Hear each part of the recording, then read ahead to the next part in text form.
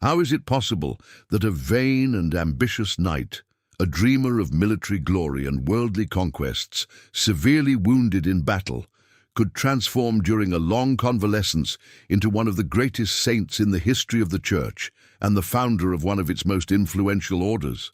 The life of Saint Ignatius of Loyola is the story of an astonishing transformation, that of a soldier who dreamed of serving earthly kings and ended up serving with all his strength the King of Heaven. From a sickbed where he read out of boredom the life of Christ and the saints, a new man was born, a pilgrim who traveled across Europe seeking the will of God, a master of spiritual life whose exercises continue to transform souls, and the father of the Society of Jesus. Join me on this journey through his life, his conversion, his works, and his spirit, to discover how God can turn an ambitious knight into a humble servant of his, and how the motto that summarized his entire life, "For the greater glory of God," can also illuminate ours.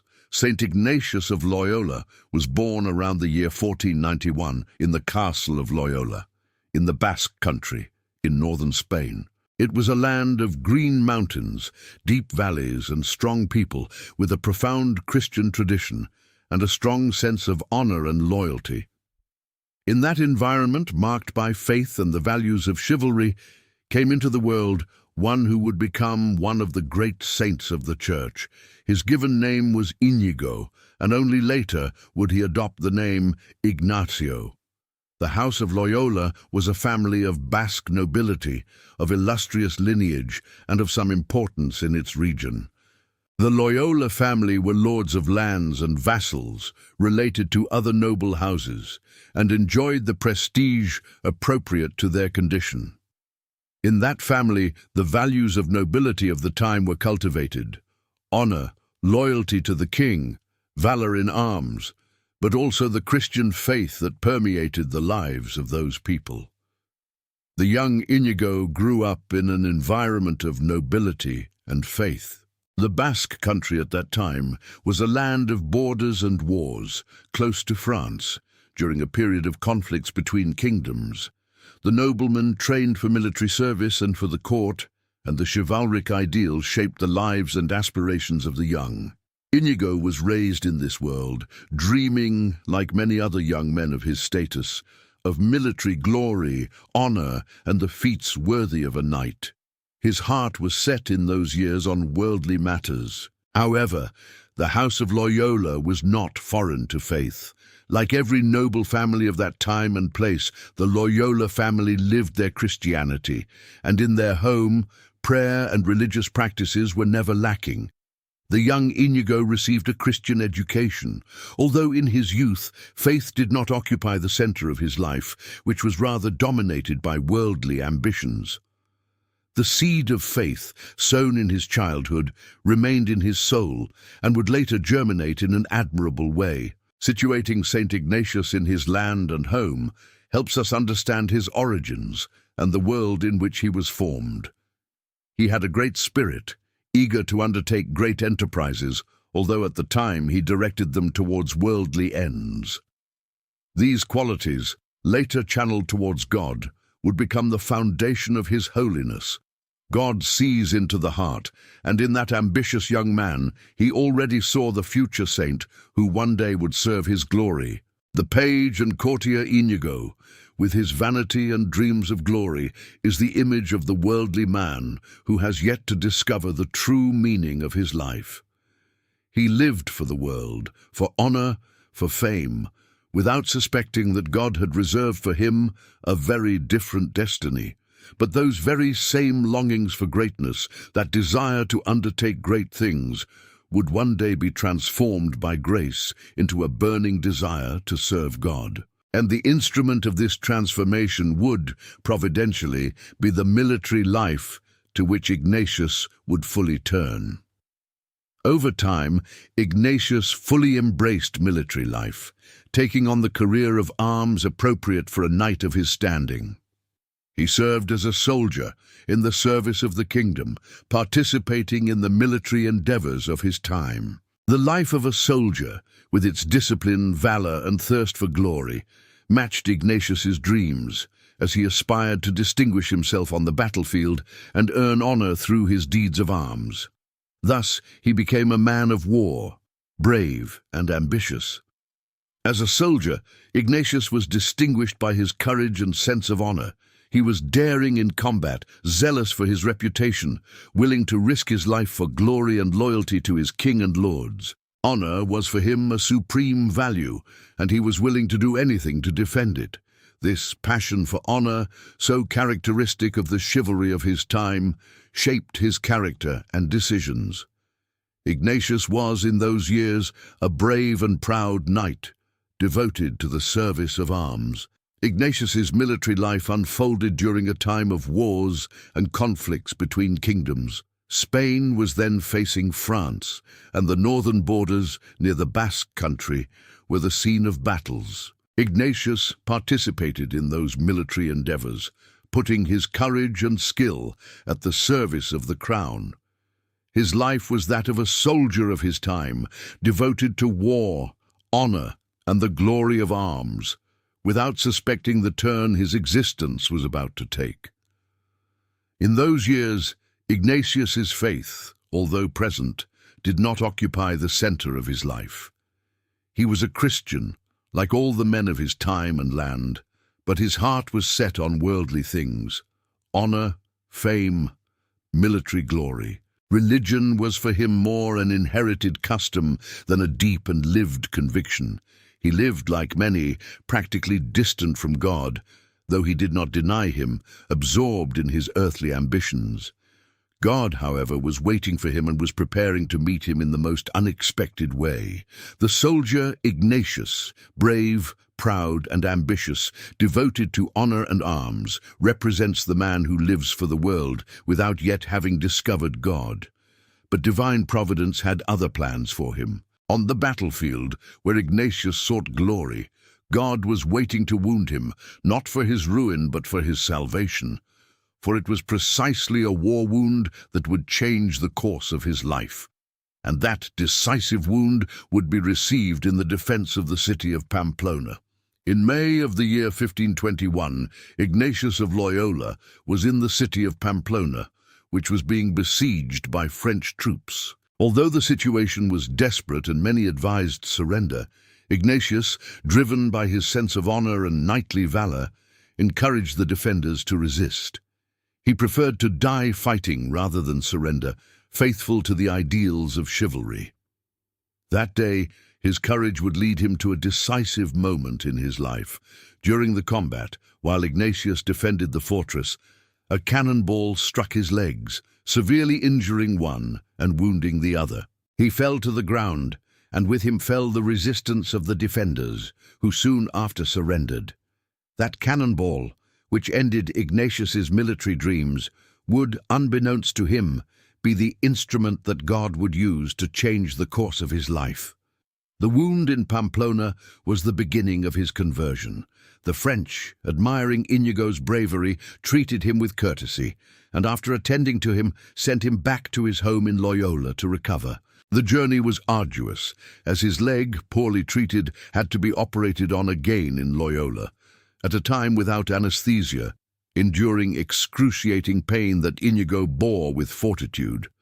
The bones had healed poorly, and driven by his vanity, not wanting a deformity that would mar his knightly figure, he underwent new and painful procedures. Even in his vanity, he showed strength of character. The wound and the operations left Inigo bedridden for many months in the castle of Loyola. This long convalescence, forced by the injury, would be providential, as during it a turning point in his life would occur. The knight, accustomed to action, weapons, and court life, now found himself forced into immobility and rest, with plenty of time ahead. And in that time of enforced stillness, God was preparing to speak to his heart. The bullet in Pamplona had stopped the soldier so that the saint could be born. The Battle of Pamplona and Inigo's injury are the great turning point of his life. What appeared to human eyes as a misfortune, the end of a promising military career, was in God's plan the beginning of a story of holiness. God used a cannonball to stop Ignatius on his path of vanity and to open another path for him, the path of conversion. Many times God uses trials and failures to call souls and change the course of their lives. And thus began, in the bed of a convalescent, the transformation of Ignatius of Loyola.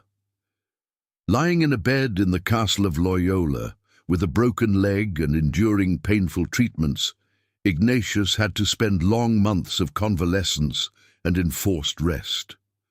For a man used to action, weapons, and court life, that stillness was a harsh trial. The days grew long, and Inigo, to pass the time, sought something to distract himself. It was precisely this search for entertainment that God would use to begin his conversion. Inigo, a lover of chivalric tales, requested that some of those adventure books he liked so much be brought to him to pass the long hours of his recovery. But in the castle of Loyola there were no books of that kind, only religious books, a life of Christ and a book of the lives of saints. In the absence of anything else, Inigo began to read those books, at first with little interest, just to pass the time. He had no idea that this reading was going to change his life. As he read about the life of Christ and the lives of the saints, something began to stir in Inigo's soul. He read about the exploits of the saints, their penances, their heroic sacrifices to God, and he started to feel the desire to imitate them. He thought, if St. Francis did this, why shouldn't I? If St. Dominic did that, why not me? Those accounts of holiness awakened a new desire in his soul, the desire to undertake great things for God, just as he had previously desired to undertake great things for the world.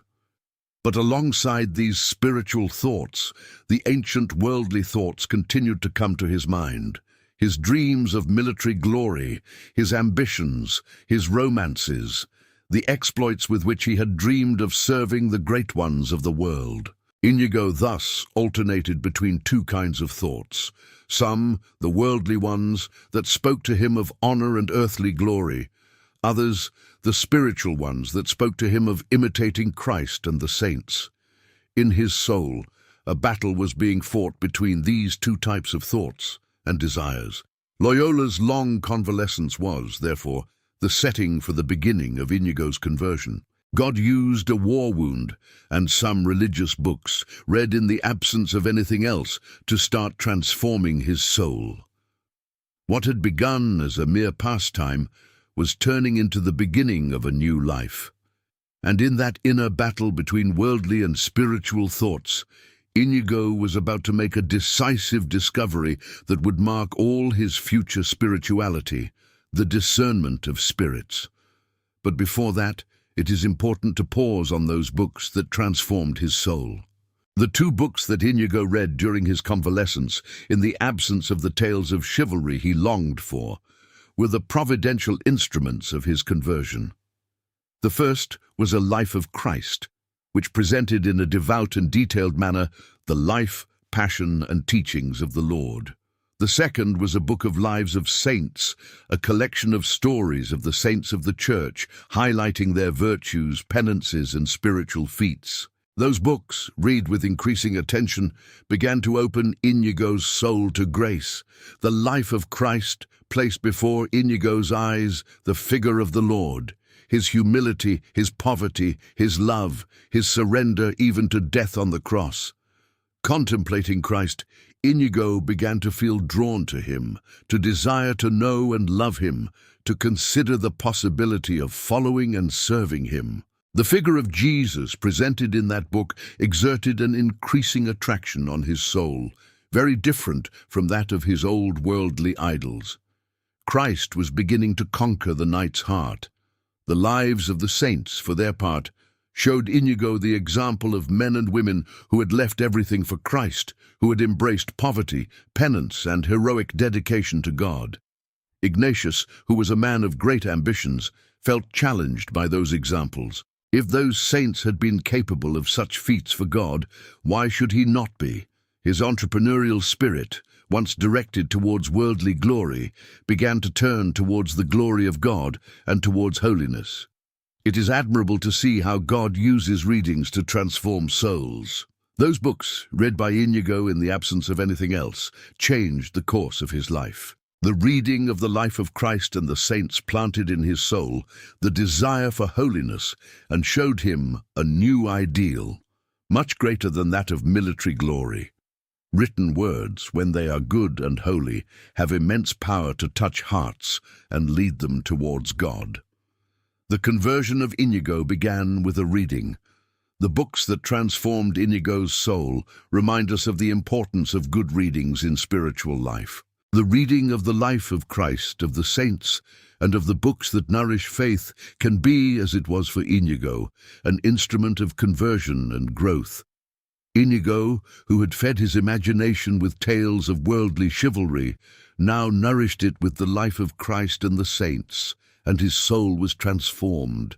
From that reading emerged, alongside the desire for holiness, a discovery that would be the key to his entire spirituality, the discernment of spirits. While Inigo alternated between worldly and spiritual thoughts during his convalescence, he made a discovery that would be the key to his entire spirituality and one of his greatest contributions to the Church: the discernment of spirits.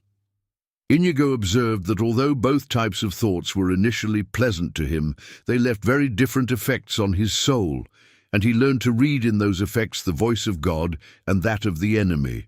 Inigo noticed that when he thought about the things of the world, about his dreams of glory and honor, he delighted in those thoughts while they lasted, but afterwards he felt dry, unsatisfied, and sad. In contrast, when he thought about imitating Christ and the saints, about undertaking great things for God, he not only delighted in those thoughts while they lasted, but afterwards he felt content, happy, and at peace. That difference in the effects gave him a lot to think about, and he began to reflect on its significance. Reflecting on this experience, Inigo understood that those distinct effects were signs of the action of different spirits in his soul. The thoughts that left sadness and dryness came from the evil spirit, the enemy, who entices with fleeting delights but leaves the soul empty. The thoughts that left peace and lasting joy came from the good spirit, from God, who comforts the soul and directs it towards good. Inigo learned to discern by the effects, which was the voice of God and which was that of the enemy. This discovery of the discernment of spirits was decisive, not only for Inigo's conversion, but for all his future spirituality. From that experience would arise one of the most important parts of his spiritual exercises, the rules for the discernment of spirits, which teach how to recognize the action of God and that of the enemy in the soul, and to follow the former and reject the latter. Discernment would become one of the pillars of Ignatian spirituality and one of its greatest gifts to the Church. The discovery of the discernment of spirits reveals the depth of Inigo's spiritual experience and his ability to reflect on what was happening in his soul. He learned to listen to the voice of God in the inner movements of his heart, to distinguish the peace that comes from God from the false joy that the world leaves behind. This art of discernment, which he lived and later taught, continues to help countless souls seek and find the will of God. And guided by this discernment, Ignatius made a decision that would change his life forever: to leave everything for Christ.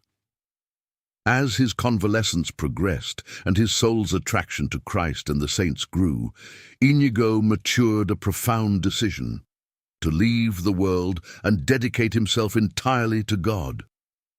Guided by the discernment of spirits, he understood that lasting peace and joy were in following Christ, and not in the glory of the world.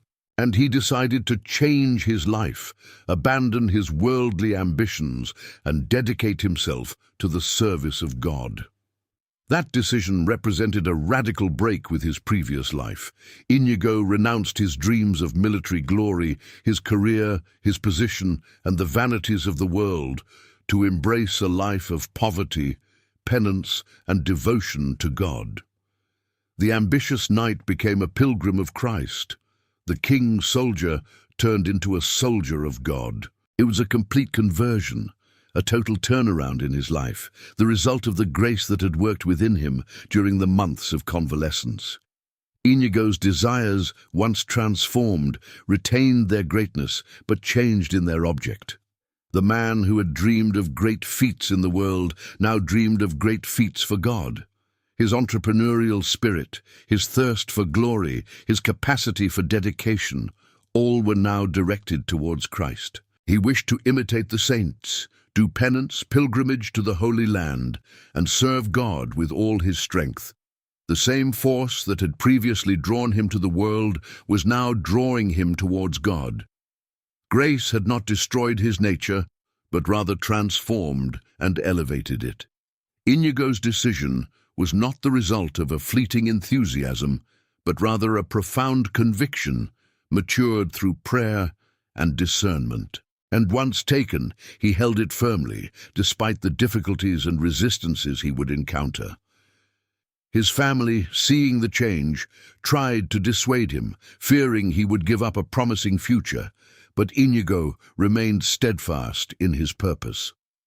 His conversion was true and definitive, and nothing would deter him from the path he had decided to follow. Inigo's decision to leave everything for Christ is the ripe fruit of his conversion, the decisive step of his life. It is the man's response to God's call, the generous surrender of one who leaves everything to follow Christ, like the apostles who left their nets, or like the rich young man whom the Lord invited to sell everything and follow him. Inigo, unlike the rich young man from the Gospel, did not turn back but generously left everything behind. And as soon as he could rise from his convalescence, he set out to begin his new life, heading towards the sanctuary of Montserrat. Recovered from his injury, Inigo left the castle of Loyola and set off, determined to begin his new life dedicated to God. His first destination was the famous sanctuary of Our Lady of Montserrat in Catalonia, a place of great Marian devotion, perched on a mountain with unique shapes. There, Inigo wanted to place his new life under the protection of the Virgin and perform a symbolic gesture that would mark his break with the world and his commitment to God. On the way to Montserrat, Inigo was maturing his purpose and already beginning his first acts of penance and humility. He who had been a knight fond of finery and grooming began to embrace poverty and mortification. His heart, once filled with worldly ambitions, was now filled with the desire to imitate Christ in his poverty and humility.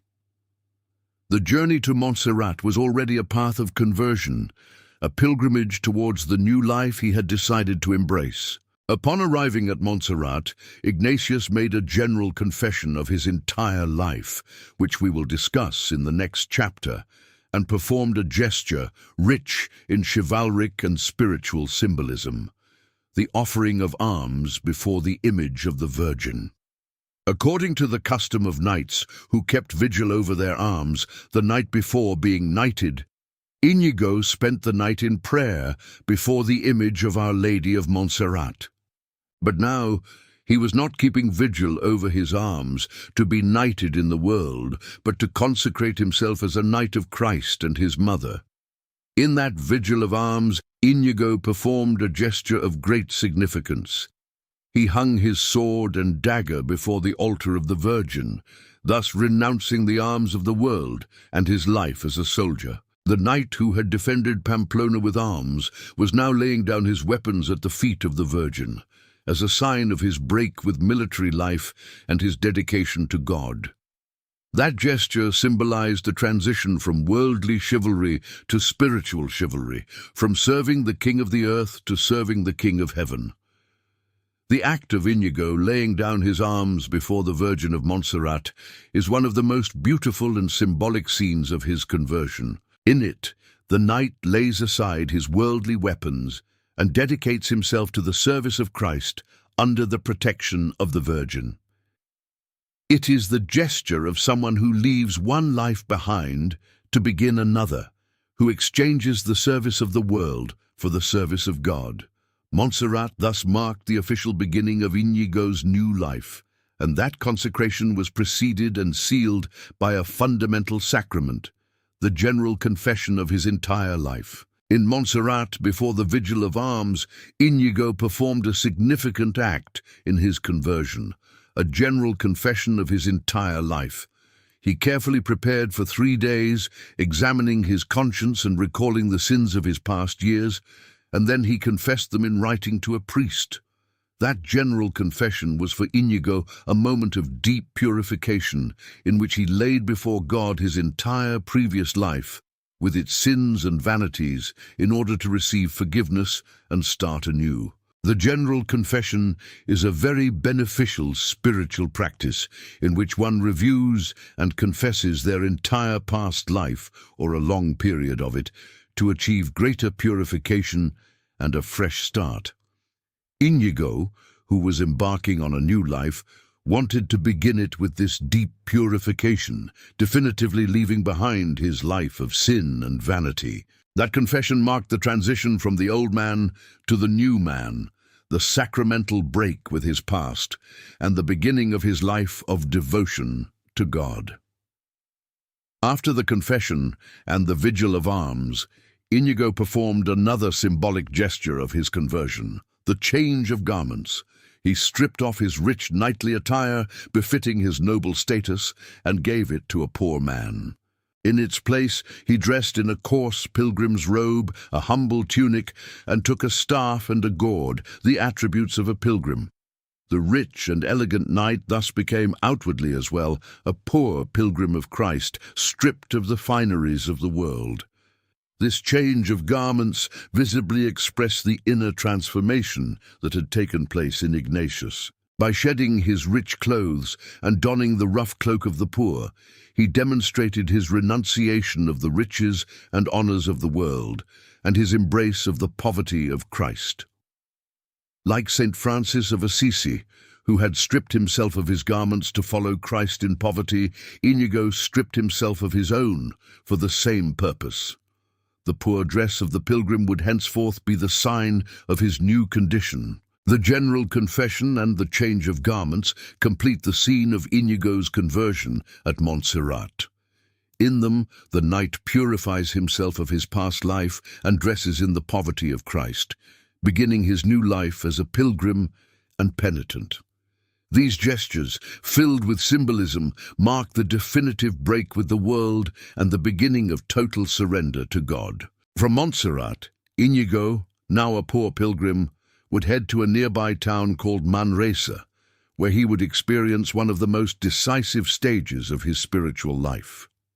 From Montserrat, Ignatius headed to the nearby town of Manresa, where he intended to stay only a few days, but ended up remaining for almost a year between the years 1522 and 1523. That unplanned stay in Manresa became one of the most decisive stages of his spiritual life, a time of intense penance, prayer, and profound mystical experiences that transformed his soul and laid the foundation for his future work. In Manresa, Ignatius led a life of extreme penance and poverty. He lived on alms, stayed simply, and spent long hours in prayer, often in a cave near the town, where he withdrew to pray in solitude. He engaged in rigorous penances, fasting, self-discipline, and long vigils. He let his hair and nails grow, neglecting his appearance, he who had previously been so careful about his figure. His life was that of a rigorous penitent, devoted to mortification and prayer. That time in Manresa was for Ignatius a time of purification and spiritual growth, but also of harsh inner trials, which we will discuss in the next chapter. In the midst of penance and prayer, his soul was shaken by consolations and desolations, by lights and trials, in a profound process of purification. God was guiding him through those experiences towards an ever-growing spiritual maturity, teaching him, almost like a master to a disciple, the ways of the inner life. The cave of Manresa, where Ignatius withdrew to pray, became an emblematic place of his spiritual life and is venerated to this day. There, in solitude and silence, Ignatius immersed himself in prayer, contemplated the mysteries of Christ, and received the lights of God. That cave was like the workshop where his saintly soul was forged, and where his great work, the spiritual exercises, began to take shape. Manresa was for Ignatius what the desert was for many saints, a place of encounter with God. The year in Manresa, with its penance, prayer, and mystical experiences, was decisive in Ignatius's spiritual formation. There he was purified, grew in union with God, and acquired the experience that he would later encapsulate in his exercises. Manresa was God's school for Ignatius, the place where the converted knight became a master of the spiritual life. And during that time, alongside the consolations, Ignatius also had to endure harsh inner trials, which were an essential part of his experience. The time in Manresa was not only filled with consolations and lights, but also with harsh inner trials that Ignatius had to face, which were an essential part of his purification. The most painful of these trials was that of scruples, that is, the obsessive anxiety over past sins, the exaggerated fear of not having confessed them well, and the constant unease of conscience. That trial brought Ignatius to the brink of despair. Despite having made a general confession in Montserrat, Ignatius was tormented by the fear of not having properly confessed his sins, of forgetting one, of not having attained forgiveness. He would revisit his past again and again, confessing anew, but he found no peace. Those scruples tormented him in such a way that he reached thoughts of despair, and even, as he later confessed, was tempted to end his life. It was an extremely harsh trial, a true dark night of the soul. Ignatius fought against that trial with prayer, penance, and counsel, seeking the peace he could not find. With time, and with the help of grace, he understood that those scruples did not come from God, who gives peace, but from the enemy, who sought to disturb him and divert him from the path he had taken. Applying the discernment of spirits he had learned, Ignatius decided not to dwell on the sins he had already confessed, and thus, little by little, he regained his peace. God delivered him from that trial, and he emerged strengthened and with a precious experience. This experience of scruples and their overcoming was very valuable for Ignatius and for his future work. Having personally suffered that trial, he understood through experience the ways in which the enemy disturbs souls and learned the remedies to overcome them. And to appreciate its value, it is worth pausing to consider what the spiritual exercises are and what they seek. The spiritual exercises of Saint Ignatius are a method of prayer and discernment intended to help the soul convert, to order its life according to God, and to seek and find His will. Saint Ignatius himself defined them as all ways of examining conscience, meditating, contemplating, praying, and other spiritual activities that prepare the soul to eliminate disordered affections and to seek and find the will of God. They are, therefore, an exercise for the soul, just as physical exercise is for the body. The comparison to physical exercise is enlightening. Just as bodily exercises like walking or running strengthen and train the body, so the spiritual exercises exercise and strengthen the soul. It is not just a simple reading or a theoretical study, but an activity of the soul that prays, meditates, contemplates, examines its conscience, and prepares for God's action. The exercises require effort, dedication, and generosity, like any true exercise, and for this reason they bear fruit. The exercises are usually carried out during a time of retreat and silence, away from usual occupations, under the guidance of a director who accompanies the participant. In their complete form, they last about 4 weeks, divided into stages that follow a spiritual journey: the consideration of the purpose of humanity and sin, the contemplation of Christ's life, His passion and His resurrection, and the search for God's will, There are also shorter and adapted forms for those who cannot dedicate so much time.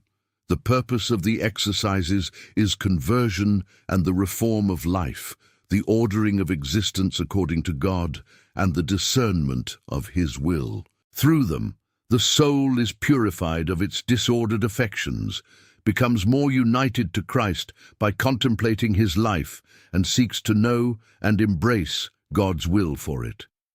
The exercises are, therefore, a privileged instrument of conversion, vocational discernment, and spiritual growth adaptable to each person's circumstances. The spiritual exercises, as a method of conversion and discernment, are one of the great legacies of Saint Ignatius to the Church. In them, the soul learns to pray, to discern, and to seek the will of God, following the itinerary that Ignatius lived and articulated. Their enduring value is manifested in the fruits they have produced over the centuries in countless souls. And at the heart of the exercises is a fundamental meditation that summarizes the meaning of all Christian life, the principle and foundation. At the beginning of the spiritual exercises, Saint Ignatius places a fundamental meditation which serves as the foundation for everything else, known as the principle and foundation. It poses the essential question about the meaning of human life. Why has man been created? What is his end, and how should he orient his existence? This meditation is like the foundation upon which the entire journey of the exercises is built and, in a way, the entirety of the Christian life. At the end of the spiritual exercises, Saint Ignatius places a contemplation called the Contemplation to Attain Love, which summarizes the spirit of all his teaching and spirituality. In it, the soul is invited to contemplate how God is present and acts in all things, and to respond to His love with total love and self-giving. From this arises one of the most characteristic traits of Ignatian spirituality: finding God in all things. Finding God in all things means recognizing the presence and action of God in all reality, in creation, in events, in people, in work, in ordinary life. For Saint Ignatius, God is not only in the church or in prayer, but everywhere, sustaining and animating all things with His love. The soul that has learned to find God in all lives in His constant presence, turning all its life into a prayer and a service to God. This spirituality has an important practical consequence: the union between contemplation and action. Saint Ignatius does not propose a spirituality of pure withdrawal from the world, but a spirituality that seeks God in the midst of action, in work, in service to others. The Ignatian ideal is that of the contemplative in action, one who, even amidst occupations, maintains a union with God and seeks Him in all things. This synthesis of contemplation and action is one of Saint Ignatius's great contributions. From this contemplation also arises an attitude of gratitude and self-giving. When contemplating how God has filled him with blessings and is present in everything, the soul responds with gratitude and the giving of itself. Saint Ignatius proposes in this contemplation the famous prayer of offering, in which the soul entirely surrenders to God, offering Him its freedom, memory, understanding, and will, so that God may dispose of it according to His will. It is the response of love to the love of God. Finding God in all things is therefore the heart of Ignatian spirituality, the ripe fruit of the exercises, and of all of Saint Ignatius's experience. It teaches us to recognize and love God, present in all reality, to unite contemplation and action, and to give ourselves entirely to Him with gratitude. And having received this rich spiritual experience in Manresa, Ignatius was preparing to fulfill an ancient desire of his heart, to pilgrimage to the land where Jesus lived. After his time in Manresa, Ignatius undertook the realization of a desire he had conceived since the beginning of his conversion: to pilgrimage to the Holy Land, the land where Jesus lived, preached, died, and rose again. That desire, born of his love for Christ and his reading of the life of the Lord, moved him to want to visit and venerate the holy places, and even to stay and live there, to be close to the sites of Jesus' life. In the year 1523, he embarked on the journey. Ignatius's pilgrimage to the Holy Land was a venture full of difficulties and hardships. He traveled as a poor pilgrim, trusting in Providence for his sustenance, embarking and crossing the sea until he arrived in the Holy Land. There he visited the holy places, Jerusalem, Calvary, the Holy Sepulchre, Bethlehem, and all the locations associated with the life of Jesus, with great devotion and emotion. Contemplating the places where the Lord, to whom he had surrendered, had lived, filled his heart with fervor. Ignatius wished to stay and live in the Holy Land, to be near the sites of Jesus' life and to help souls. But the religious superiors who guarded the holy places, fearing for his safety in that land, then under non-Christian dominion, did not allow him to stay and ordered him to return. Ignatius, who had made obedience a principle of his life, although with pain, complied with the order and returned, understanding that God's will was not for him to remain there, but that he was calling him to another mission. The return from the Holy Land was for Ignatius a moment of discernment about his future. He understood that God was calling him to help souls, but that for this he needed to prepare himself better, acquiring the education he lacked. Although he had received great insights from God, he lacked formal education, and he realized that to serve the church and souls better, he needed to study. This understanding marked the course of the next stage of his life, returning to studies as an adult. The pilgrimage to the Holy Land demonstrates Ignatius's love for Christ and his desire to be close to the places of his life, but also his obedience and his ability to discern God's will. Not being able to stay in the Holy Land, he understood that God was calling him to something else, and he prepared himself for it through study. That pilgrimage made with such fervor was also a school of obedience and discernment. And back in Spain, Ignatius, now an adult, would humbly sit on the school benches to study, understanding that to help souls better and serve the church, he needed the education he lacked. Ignatius made a humble and brave decision to return to studies as an adult, sitting on the school benches alongside children and young people. This step, difficult for a man of his age and former status as a knight, shows his humility and determination to prepare well for the mission that God entrusted to him. He began studying Latin grammar in Barcelona. In Barcelona, Inigo studied the basics, Latin grammar, which was the necessary foundation for higher studies.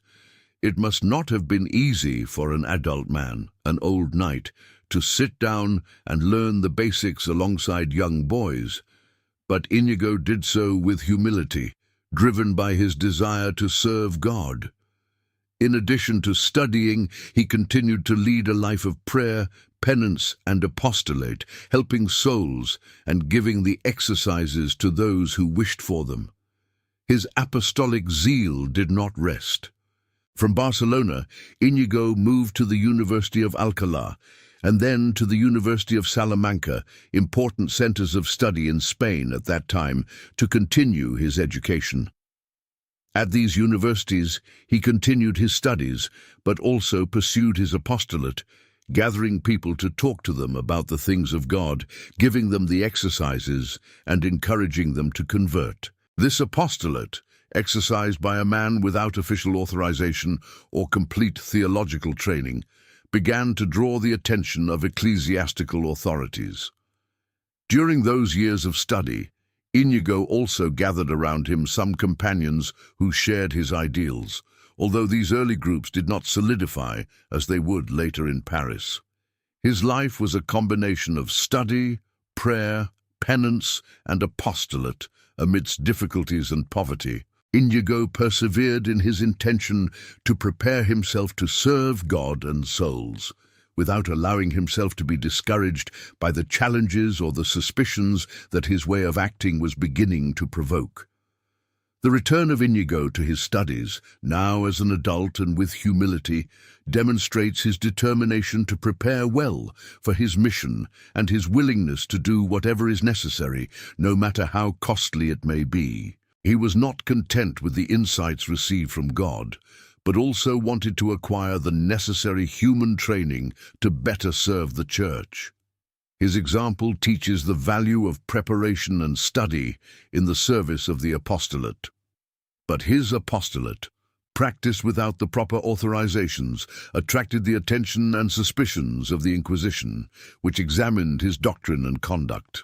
During his years of study in Spain, Inigo's way of proceeding, as he spoke about God's matters and gave the exercises without being a priest or having a complete theological education or official authorization, raised suspicions among the ecclesiastical authorities, particularly the Inquisition, which oversaw the purity of the faith. On several occasions, Inigo was examined, interrogated, and even imprisoned while his doctrine and conduct were investigated. It is important to understand the context.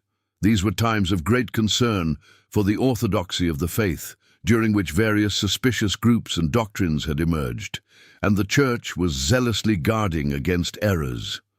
That a layman, without official theological training, gathered people to speak to them about spiritual matters and gave them the exercises was suspicious, and it was natural for the authorities to want to examine whether his doctrine was in accordance with the faith. The Inquisition thus fulfilled its role of oversight. Inigo humbly and patiently submitted to these examinations, cooperating with the authorities and answering their questions. On each occasion, after the examination, his doctrine was found to be in accordance with the faith, and no errors were found in him. However, he was sometimes subjected to certain restrictions, such as not being allowed to speak on certain subjects until he had completed his studies. Inigo accepted these provisions with obedience, even though they were painful for him, demonstrating his respect and submission to the authority of the Church. These trials before the Inquisition, far from distancing Inigo from the Church, reinforced his love and submission to it. Inigo did not rebel against the authorities or complain about being examined. Instead, he accepted the examinations with humility, confident in the righteousness of his doctrine and willing to submit to the judgment of the Church. His attitude is a model of obedience and love for the Church, even when it subjected him to examination. This love for the Church would later become one of the defining traits of his spirit and the society he would found. The trials of Ignatius before the Inquisition reveal his humility, patience, and love for the Church, as well as the rectitude of his doctrine, which was always found in accordance with the faith. Those difficulties, however, along with the imposed restrictions, made him realize that he would face obstacles for his formation and apostolate in Spain, prompting him to seek his needed education elsewhere. Thus he decided to move to Paris, to its renowned university, to complete his studies there. And in Paris, the decisive stage of the foundation of his work would begin. In the year 1528, Ignatius moved to Paris to study at its renowned university, one of the most important in Christendom. He would remain there for several years until 1535, completing his philosophical and theological education and earning a master's degree in arts. The years in Paris were crucial in Ignatius's life, as he achieved his intellectual and spiritual maturity and gathered the group of companions that would be the core of the future society of Jesus. At the University of Paris, Ignatius studied with seriousness and dedication, subjecting himself once again, now older, to the discipline of studies. He studied philosophy and theology according to the rigorous method of that university and acquired the solid training he needed for his mission. It was precisely in Paris where he definitively adopted the name Ignatius instead of Inigo, perhaps to make it more understandable in the international environment of the university. With this name, he would go down in history In addition to studying, Ignatius continued in Paris his life of prayer, penance, and apostolate, giving the spiritual exercises to those who desired them and speaking to others about the things of God. It was precisely through the exercises and spiritual companionship that he gained some of his fellow students for his ideal, young men who would later become the first members of the society. The exercises proved to be a powerful instrument for transforming souls and fostering vocations. In Paris, Ignatius also reached a great spiritual maturity. He had left behind the excessive penances of his early conversion days in Manresa and had learned to moderate his penances and direct his zeal with greater discretion and wisdom. His experience, education, and the insights from God had made him mature, turning him into a wise and prudent spiritual guide, capable of leading others along the paths of God. The maturity he gained in Paris prepared him for the great work that lay ahead. Thus, the years in Paris were crucial in the life of Saint Ignatius. During this time, he completed his formation, reached his maturity, and gathered the group of companions that would be the seed of the Society of Jesus. Paris was the setting for the transition from Ignatius's individual project to the common work of a group of men united by the same ideal. At the heart of this group were two figures who would become great saints, Francis Xavier and Peter Faber, Ignatius's first companions. Among the companions Ignatius won over to his ideal at the University of Paris, two stand out, Francis Xavier and Peter Faber, who shared the room and studies with him and would become great saints and pillars of the Society of Jesus. The story of how Ignatius won them for Christ is a beautiful example of his spiritual leadership and zeal for souls. Francis Xavier was a noble young man from Navarre, handsome, ambitious, and eager for glory and honors, very similar to what Ignatius himself had been before his conversion. At first, Javier resisted Ignacio's spiritual ideals, absorbed in his worldly ambitions. But Ignacio, with patience and wisdom, gradually won his heart, reminding him of that question from the Gospel. What does it profit a man to gain the whole world if he loses his soul, according to the Gospel of St. Mark, in its 8th chapter? Finally, Javier surrendered to grace and devoted himself to God, becoming one of the greatest missionaries in history. Pedro Fabro, for his part, was a young Savoyard of humble origins, who had been a shepherd in his childhood, of a pious character but tormented by doubts and scruples. Ignacio guided him wisely, helping him overcome his inner struggles and find peace, leading him to a profound spiritual life. Fabro was the first of the companions to be ordained as a priest, and he was distinguished by his sweetness, his gift for spiritual guidance, and for giving the exercises. The Church venerates him today as a saint. Alongside Javier and Fabro, Ignacio won over other companions in Paris, Diego Laínez, Alfonso Salmerón, Nicolás de Bobadilla, and the Portuguese Simón Rodrigues. These 7, united by the same ideal of serving God and souls, formed the first group from which the Society of Jesus would emerge. Ignacio had won them all, largely through the spiritual exercises, which transformed their souls and ignited their desire to dedicate themselves to God. They were men from diverse nations and backgrounds, united by Christ. Ignacio's first companions, and especially Francisco Javier and Pedro Fabro, demonstrate the fruitfulness of his apostolate and the spiritual exercises. Ignacio did not found his work alone, but surrounded by a group of companions who shared his ideal, won one by one for Christ. The conversion of Javier, the ambitious one who became a missionary, is particularly eloquent. And that group of friends in the Lord, united by the same ideal, would seal their union with a solemn gesture, the vows of Montmartre.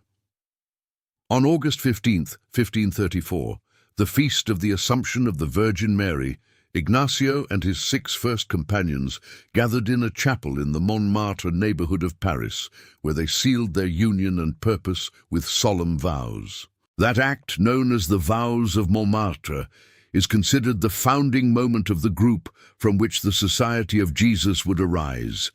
The 7 friends in the Lord thus consecrated their lives to God and to souls. In that chapel of Montmartre, the 7 companions made a vow of poverty and chastity, committing themselves to live detached from worldly goods and entirely dedicated to God. They also made the vow to go to the Holy Land, to Jerusalem, to work there for the salvation of souls, and they established that if this were not possible, they would make themselves available to the Pope so that he could send them wherever he deemed most appropriate for the glory of God and the good of souls. This offering to the Pope would later become one of the defining characteristics of the society. The vows of Montmartre expressed the ideal that united those men, to serve God and souls, in poverty and chastity, willing to go wherever necessary. It was not yet the formal founding of a religious order, but the consecration of a group of friends united by the same ideal. But in that act was already the seed of the Society of Jesus, with its defining characteristics: consecration to God, service to souls, total availability, and reference to the Pope. It is significant that the vows were made on the feast of the Assumption of the Virgin Mary, and in a chapel dedicated to such a place of Christian tradition. The Virgin Mary was thus present at the origin of the society, just as she had been at the conversion of Ignatius in Montserrat. Marian devotion would always accompany the Society of Jesus and Ignatian spirituality. The companions placed their nascent work under the protection of the Mother of God on the day of her glorification. The vows at Montmartre are, therefore, the foundational moment of the group from which the Society of Jesus would emerge, the act in which the first 7 companions sealed their union and their purpose to serve God and souls. Although there was still a path to be travelled until the formal foundation of the order, the seed of Ignatius's great work was already in Montmartre. And after the vows, the companions set out to fulfill their purpose, moving to Venice, from where they hoped to embark to the Holy Land, and where Ignatius would receive priestly ordination. After the vows at Montmartre and completing their studies in Paris, Ignatius and his companions set out to fulfill their purpose of going to the Holy Land. To this end, they headed to Venice, which was the port from which ships typically departed for the East, and there they gathered, ready to embark. While waiting for the opportunity to depart, they devoted themselves to charitable works, serving in hospitals and caring for the sick and the poor, and preparing for their mission. In Venice, in the year 1537, Ignatius and several of his companions, who were not yet ordained, received priestly ordination. Ignatius, who had travelled a long way since his conversion, thus attained the priesthood, which configured him with Christ and enabled him to celebrate the Eucharist and administer the sacraments. Priestly ordination was a decisive step in his life and in the life of the nascent society, which would be an order of priests in the service of the Church and souls. It is noteworthy that Ignatius, after his ordination, waited quite some time before celebrating his first Mass. He wished to prepare carefully for such a significant moment, and according to tradition, he hoped to celebrate it in the Holy Land, in Bethlehem, at the birthplace of Christ.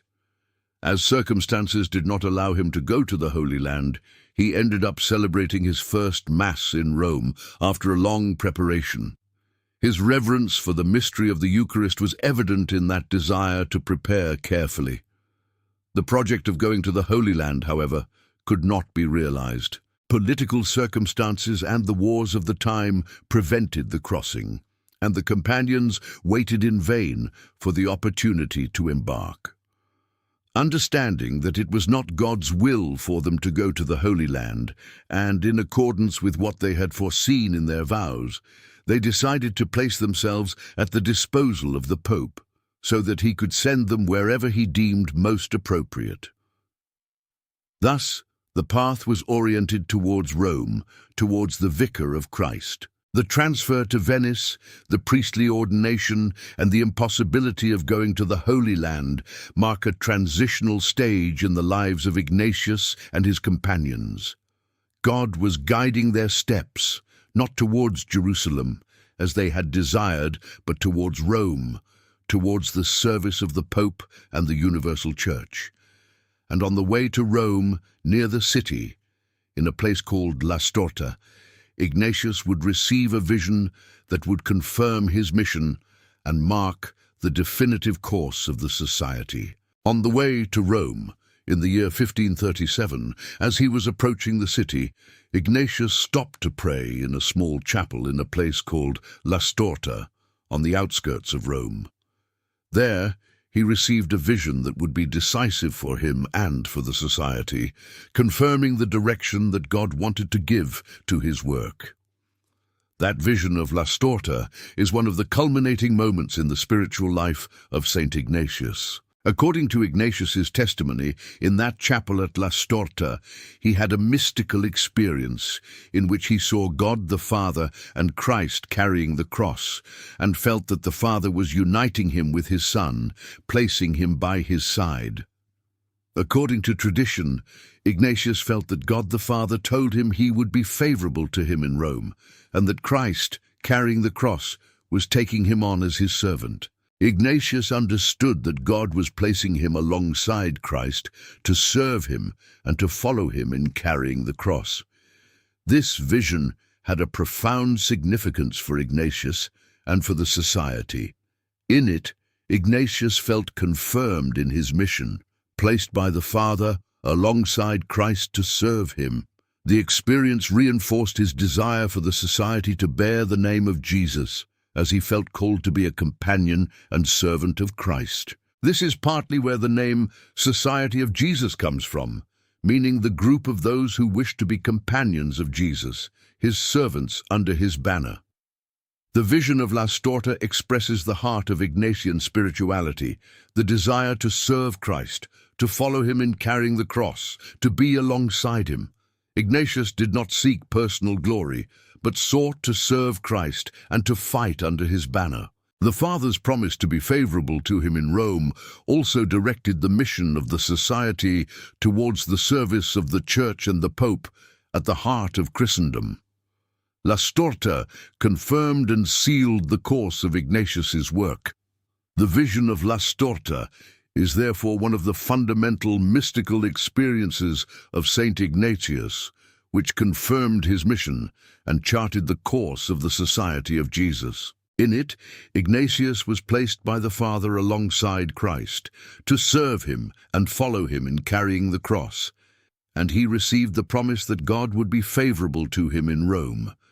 With this certainty, Ignatius entered Rome, ready to place himself and his companions at the service of the Pope and the Church.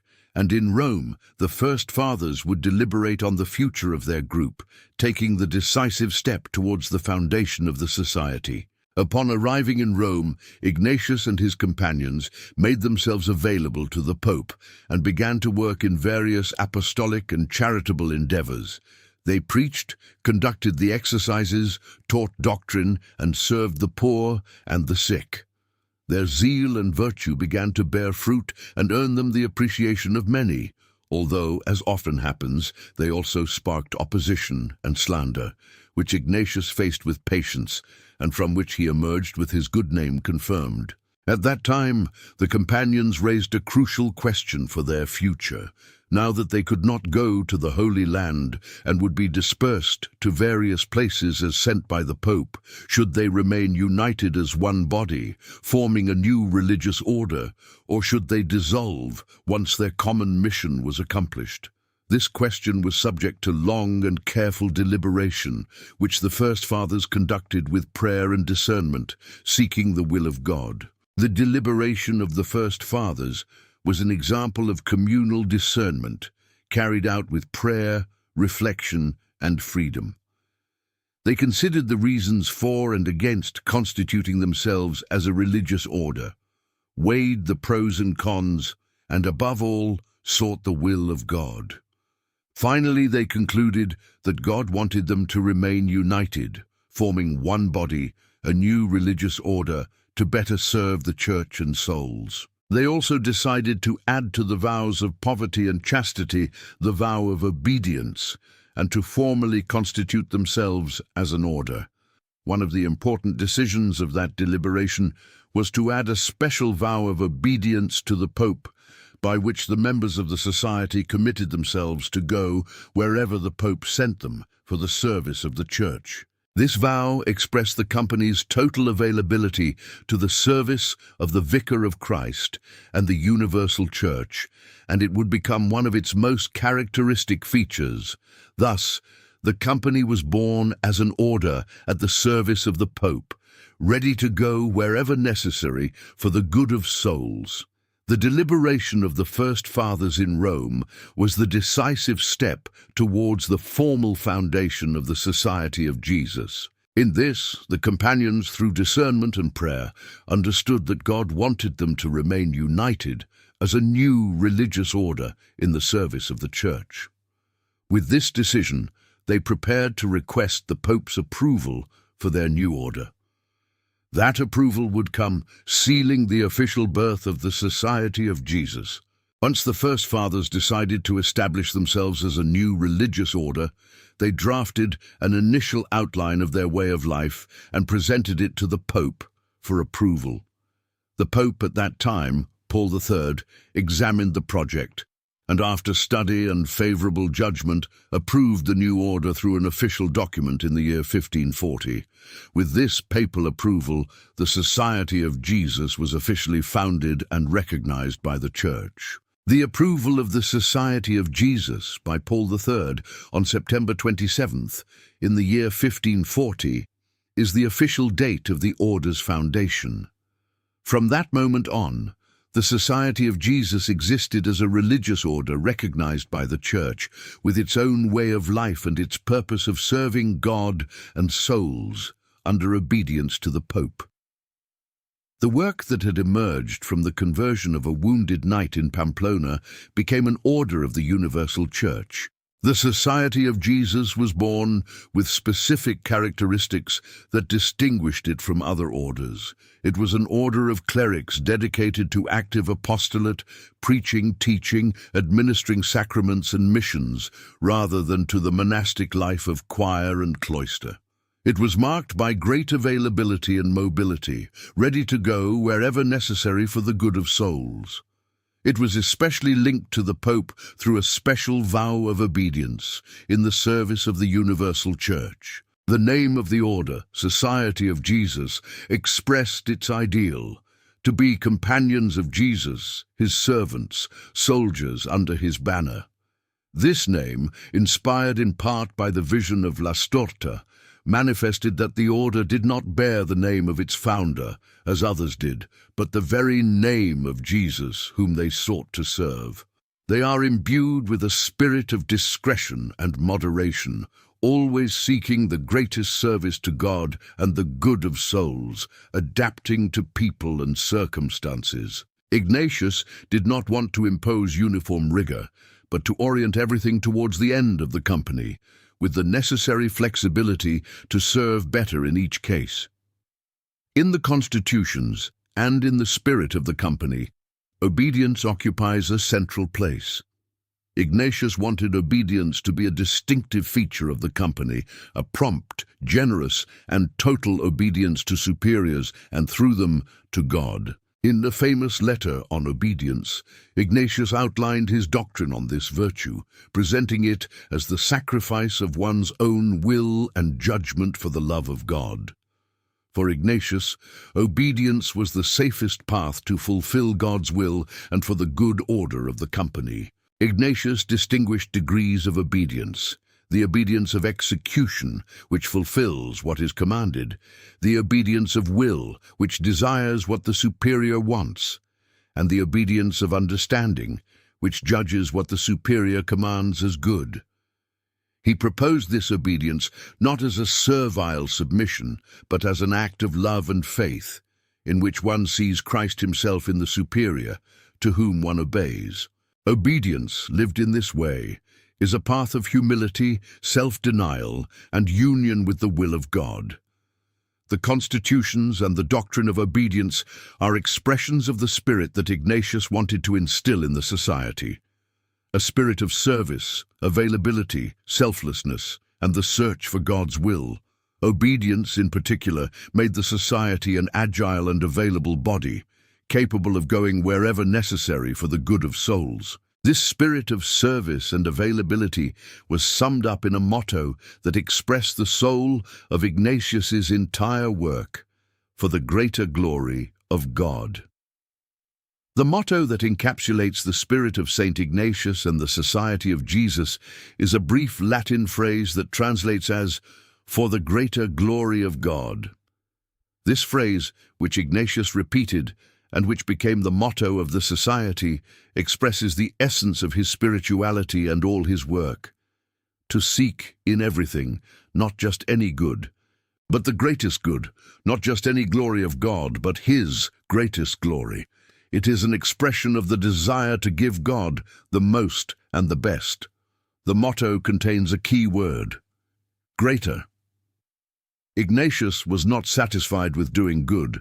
He always sought the greatest good, the greatest service to God, and His greatest glory.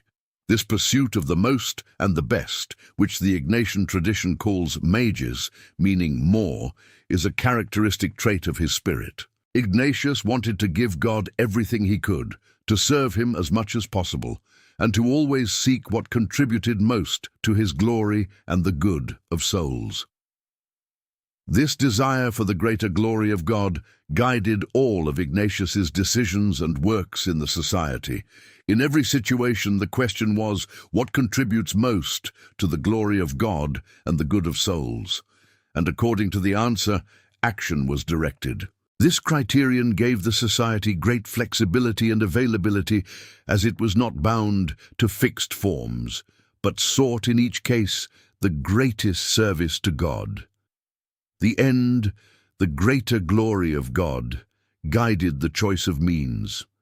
The motto also expresses that everything in the life of Ignatius and the society was oriented towards God and His glory. They did not seek personal glory, personal interest, or human success, but solely the glory of God. This orientation of everything towards God, this selflessness, and this purity of intention are the heart of Ignatian spirituality. Everything, even the smallest things, could and should be done for the greater glory of God, thus turning the whole life into a service to God. The motto, "for the greater glory of God," summarizes the spirit of Saint Ignatius and the Society of Jesus: to seek in everything the greatest service and the greatest glory of God, with selflessness and generosity. This motto, which has inspired generations of Jesuits and Christians, remains an invitation to orient all of life towards God and to always seek the most and the best in His service. And from this spirit arises one of the most notable characteristics of Ignatian spirituality, being a spirituality of contemplatives in action. One of the most distinctive and original traits of Ignatian spirituality is the synthesis it proposes between contemplation and action. Tradition has summed up this ideal in a happy formula: the Jesuit, and generally the Christian formed in the school of Ignatius, must be a contemplative in action. That is, he must unite the life of prayer and union with God with active dedication to the service of souls, without separating the two. In Christian tradition, there are two great ways of life: the contemplative, primarily dedicated to prayer and union with God in retreat, and the active, dedicated to serving others and apostolate. Ignatius did not propose a purely contemplative life of retreat and choir, nor a purely active life without prayer, but a synthesis of both: union with God amid action, contemplation that extends and expresses itself in service to souls. This is the ideal of the contemplative in action. The foundation of this ideal is the conviction that God can be found in all things, even in work, in apostolate, and in serving others. The Jesuit does not abandon prayer when acting, but brings God into his actions, seeking and serving him in his apostolic work. His actions spring from contemplation and are animated by it, and his contemplation is directed towards action, towards the service of God and souls. Contemplation and action thus unite in a life entirely oriented to God. This ideal of contemplatives in action makes Ignatian spirituality especially suitable for the apostolate and for living in the midst of the world. It does not require withdrawal from the world, but teaches how to seek and find God amidst daily activities, in work and in service. Therefore, Ignatian spirituality has been so fruitful for those called to an active apostolic life, and also for lay people living their faith in the world, in their jobs and occupations. The ideal of contemplatives in action is one of Saint Ignatius's great contributions to Christian spirituality. It teaches us that there is no contradiction between prayer and action, between union with God and service to others, but that both can and must be united in a life oriented toward God. This ideal continues to inspire countless Christians who seek to unite contemplation and action in their lives. To achieve this union, Saint Ignatius proposed a simple and practical tool for prayer, the exam. Among the means that Saint Ignatius proposed for spiritual life, the examination of conscience holds a prominent place, which he considered very important and recommended practicing every day. The Ignatian exam is not just a review of sins, but an exercise in reflection on one's own day, in light of God's presence, to recognize his action, give thanks, ask for forgiveness, and propose amendments. It is a simple and practical instrument for spiritual life. The exam that Ignatius proposed has several steps: giving thanks to God for the benefits received, asking for the grace to know one's own sins and defects, reviewing the day, hour by hour, to see how one has responded to God's action, asking for forgiveness for shortcomings, and proposing amendments with the help of grace. This exercise, practiced every day, helps to live in God's presence, to know oneself better, to correct defects, and to grow in spiritual life. The exam has a particular dimension in Ignatian spirituality. It is not merely an examination of sins, but an examination of the presence and action of God in one's life. It involves recognizing where God has been during the day, how he has acted, and how one has responded to him. It is, in a way, an exercise in discernment applied to daily life, which helps to find God in all things and to orient life according to his will. This is why it is so valuable in the spirituality of the contemplative in action.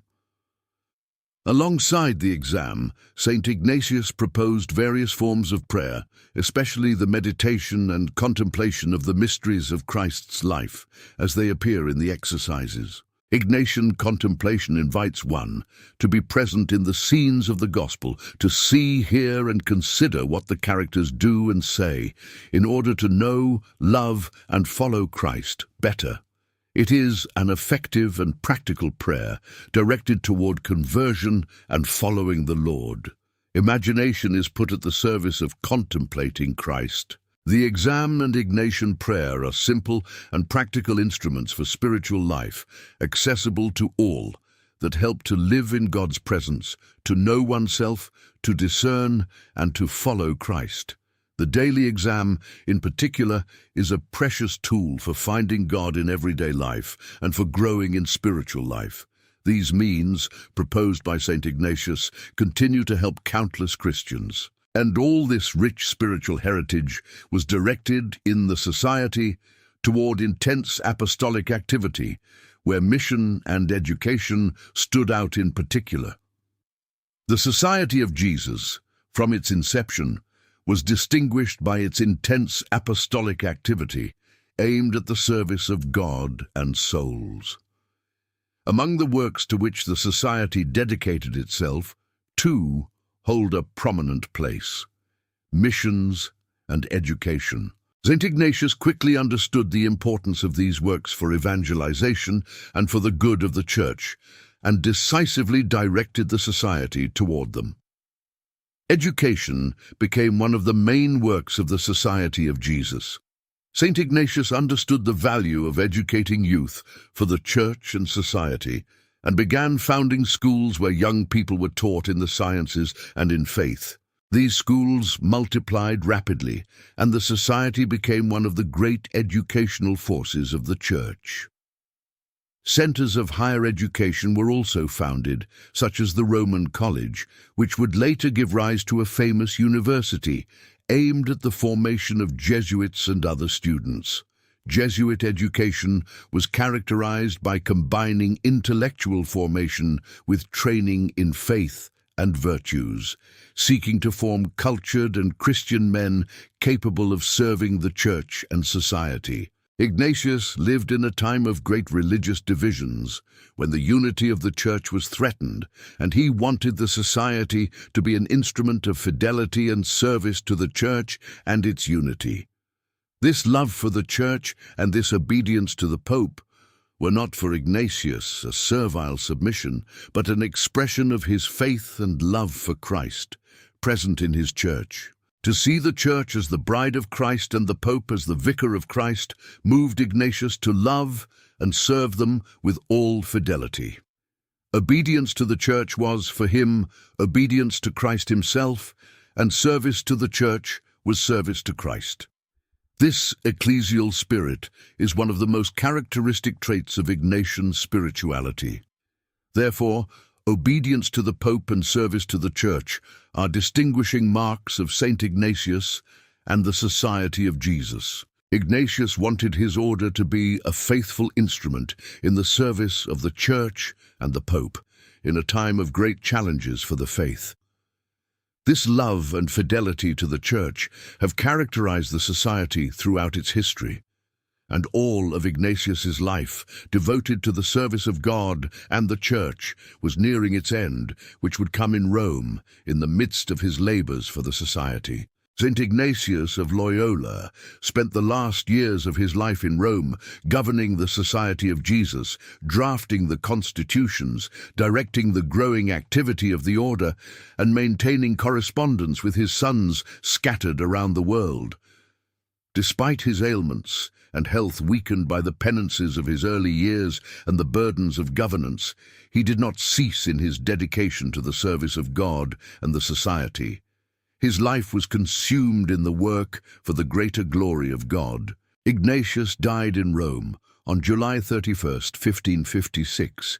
His death was serene, although, as it is said, so simple and unadorned that it surprised those around him, for he died almost without the solemnities one would expect.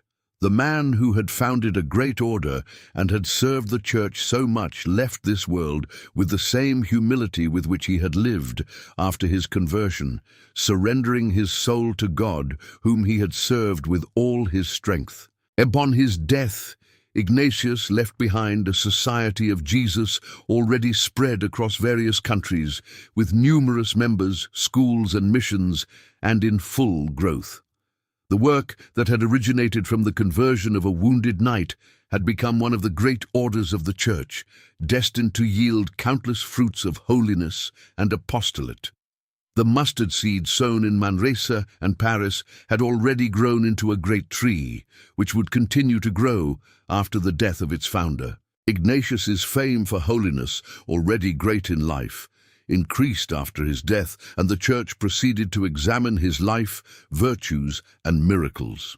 He was beatified in the year 1609 by Pope Paul V and canonized in 1622 by Pope Gregory XV in a famous ceremony in which he was canonized alongside other great saints of that time, including his companion Saint Francis Xavier and Saint Teresa of Jesus.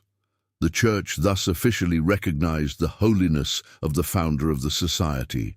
The death and canonization of Saint Ignatius crowned a whole life of conversion and dedication to God. The converted knight, the pilgrim, the founder, was recognized by the Church as a saint and proposed for the veneration of the faithful. Saint Ignatius is venerated as the patron of spiritual exercises and retreats, and his feast is celebrated on July 31st, the day of his death. His holiness, born from a conversion and forged in a life of service, continues to illuminate the Church, and his legacy through the Society of Jesus and his spirituality remains alive and fruitful to this day. The legacy of Saint Ignatius of Loyola is immense and continues to be alive and fruitful to this day. The Society of Jesus he founded has spread all over the world and has given the Church countless saints, missionaries, martyrs, teachers, and men of science. The Jesuits have been present in evangelization, education, science, culture, service to the poor, and defense of the faith, leaving a profound mark on the history of the Church and the world. Ignatian spirituality, with the spiritual exercises, discernment, examination, the ideal of finding God in all things, and being contemplative in action, continues to transform countless souls. The spiritual exercises continue to be practiced around the world, and their method of conversion and discernment continues to help many seek and find the will of God. Ignatian spirituality has demonstrated a perennial fruitfulness and a remarkable ability to adapt to various circumstances and times. The influence of Saint Ignatius and his spirituality extends beyond the Society of Jesus to countless lay people, priests and religious from other orders who have been formed in his school. Ignatian discernment, daily examination, the search for the will of God, the ideal of the greater glory of God, are a spiritual heritage that enriches the entire Church. Many Christians, without being Jesuits, live their faith according to the spirit of Saint Ignatius, seeking God in all things. It is significant that in recent times the Church has had for the first time a Jesuit Pope, formed in the spirituality of Saint Ignatius. This shows the vitality and relevance of the Ignatian legacy, which continues to bear fruit in the life of the Church. The spirituality of discernment, so characteristic of Saint Ignatius, has been emphasized in our time as a valuable instrument for Christian life and for the decisions of the Church. The spirit of Ignatius remains alive and active. The legacy of Saint Ignatius today is, therefore, immense. The Society of Jesus, Ignatian spirituality, the exercises, discernment, and the mark left on the Church and the world. His figure, that of a converted knight who left everything for Christ and sought in all things the greater glory of God, continues to inspire countless Christians. His example and spirituality remain entirely relevant for today's world. And at the end of this journey, let us turn our gaze and our prayer to Saint Ignatius, asking him to grant us his spirit. O glorious Saint Ignatius of Loyola, converted knight, pilgrim of Christ, and founder of the Society of Jesus, prostrated before God, we lift our hearts to him through your intercession.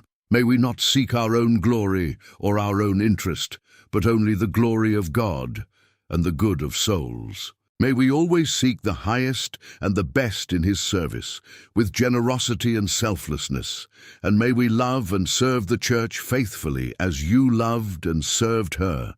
Receive, O Saint Ignatius, the prayer that you learned to say and that you taught us, which we repeat today with you. Take, Lord, and receive all my liberty, my memory, my understanding, and all my will, all that I have and possess. You gave it to me. To you, Lord, I return it. All is yours. Dispose of it according to your will. Give me your love and your grace, for this is enough for me. Grant us, Saint Ignatius, to live according to this offering, so that serving God in this life for his greater glory, we may come to enjoy him in eternity. Saint Ignatius of Loyola, pray for us. Amen.